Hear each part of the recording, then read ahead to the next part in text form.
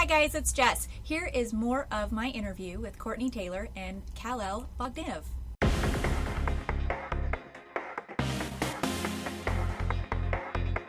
Courtney, since you and Brian both play like the sole survivor character, you're obviously female and he is obviously male.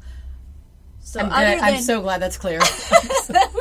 So other than those obvious differences, how does your performance differ from his, other than what you already said that sometimes you would change the lines? I mean, I feel like Cal's probably far more. I unfortunately did not get to work with Brian at all. So he was morning shift and I was afternoon shift. Yeah, we'd have Brian in the morning, which is great because Brian. You haven't met Brian. He's like a big kid. He always has so much energy, and he's ready to do another hour four. Minute 50. He's still ready to just do it like he first showed up. So it's great. He'd come in the morning and be like, "Hi guys, it's great. I've already had breakfast, and 3 kids are in school, and now I'm ready to work." And he's an hour early. He's an hour. He's there for his 9 o'clock session at 8 a.m. Wow. And then we'd have Courtney in the afternoon. Where I would like run in, be shoving food in my mouth, like crumbs all over me, just like, guys, I'm here.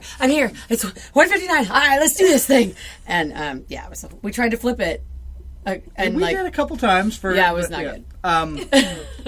No, but the thing is, in a way, that actually kind of extended into the performance, right? Because we got to do a very cool thing, which is to say, Bethesda was open to really embracing the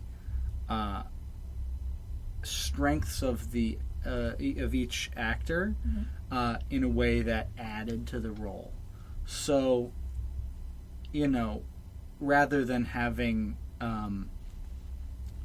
having a tough as nails kind of Space Marine-y sounding dude and a kind of a unsure year one Lara Croft-y sounding female protagonist, which we've never seen those before. No, it was kind of the opposite of expectation, right? Yeah. Brian's character was very much about even across the darker stuff is kind of about a ton of kind of childlike warmth and this sort of nurturing paternal vibe. It really was an extension of what Brian is like naturally. It has this kind of playfulness. This kind of playfulness to it. The wasteland. You would totally want him to be your dad because he's that guy that'll get out there and put on a silly costume and run around and Yeah. You see exactly what you get with him and you're like, I like that. And the great thing is that they also were able to embrace that with Courtney, who does, as we all know, the best badasses in the industry, male or female, right? So there are. I am a cupcake on the inside. I'm getting a bad rap. Which is not to say that the tender moments that were about family and that kind of thing are underserved at all. It's not at all what I'm saying, but the female player character, if there is a difference, kind of doesn't brook fools. She won't tolerate idiots. But she loves a puzzle. And the male player character kind of doesn't really have the patience to solve a puzzle, but he's always happy to go with you wherever and do whatever the thing is. And it's really subtle. I'm sure maybe people who haven't listened to them as much as I have wouldn't pick up on it, but I maintain that it's there, and I think it's cool that we got to kind of flip the gender expectations a little bit. That's great. I think that was amazing. That I think it's apparent, and I've certainly gotten feedback that not so much the juxtaposition, because I think people are still at this point playing one or the other, right. But that people have heard about that juxtaposition and appreciate it and made their decisions ultimately on who to play first, but are definitely wanting to circle back around and play the opposite one to see what the different experience is. And I really appreciate that Bethesda was willing to take that on, because I feel like it's a bolder choice to kind of flip that on its head. And they made this great choice right in the beginning, right? Unlike there are a number of other games where you can kind of pick whether the protagonist is male or female, because you can define everything. Right. But they're always the same character, right? It's always Commander Shepard, no matter what. Right. what was really cool that Bethesda did is they said, no matter what, this is a husband and a wife, who are different. She's a military lawyer. He's, an enlisted foot soldier, right? So even though they both have a sort of similar background for toughness and both know how to use power armor, Austin, Oregon. It's in the lore. They have similar skill sets, but they're not supposed to be the exact same person.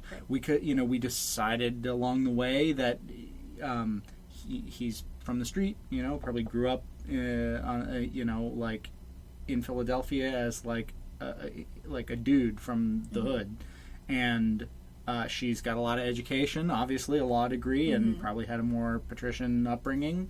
And it was just all these kind of little, it's never really directly addressed to my knowledge in the script, but little sort of motivational stuff that we worked out with the designers that informs everything. And that was really cool. It was a great choice by them, and it was something that we ran with, for sure. That's great. That's so cool. I'm getting more excited to play it the longer we sit here and talk about it. One more name. We were talking about designers, but somebody else that we really ought to mention here is Mark Lampert, who is the audio director at Bethesda.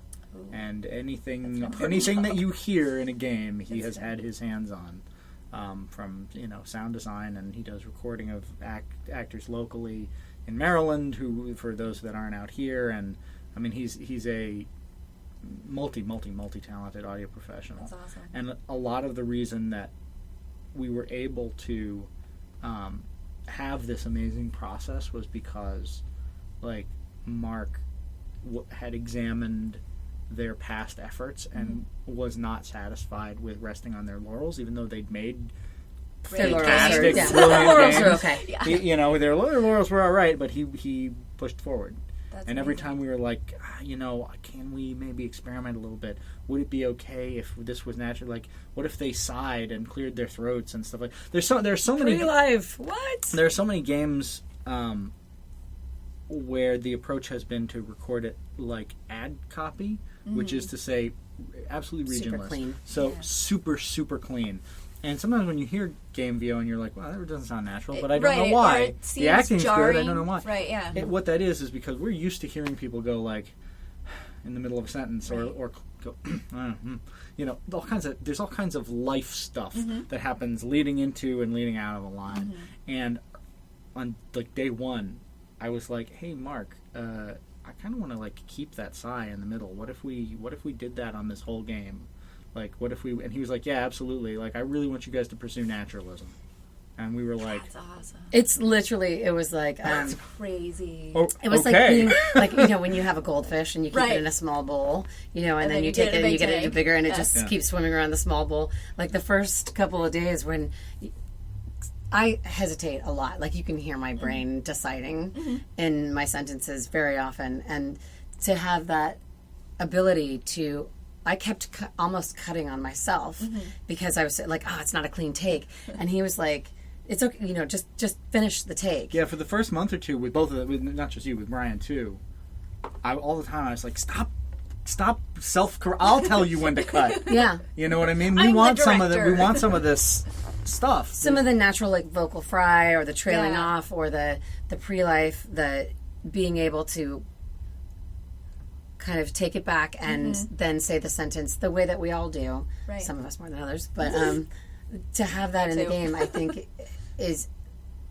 I even, when I started to listen to the game, I haven't gotten to play it yet. I'm actually downloading it right now. But when I got to see other people playing it, it was great because it did have that where it fit in so naturally. And I was like, it works. That's great. It just works. So cool. Todd is right. He's right. It just works. If you're looking for a really great example of where this is in the game, it's throughout. That was our approach throughout. But like a place that I think really it's on display. When you get to the scene where you first sit down with Nick Valentine and explain what's going on to him, just listen closely in that scene because there's a lot of negative space, which is something that that in a lot of games in the past we've had to cut out and avoid. Right. And a lot of emotional impact happens in the negative space.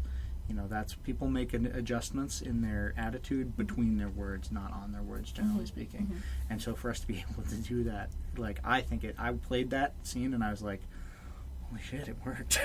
Thanks so much for watching. Please be sure to come back for more. And so you don't miss anything, please hit that like and subscribe button and leave me a comment in the comments below.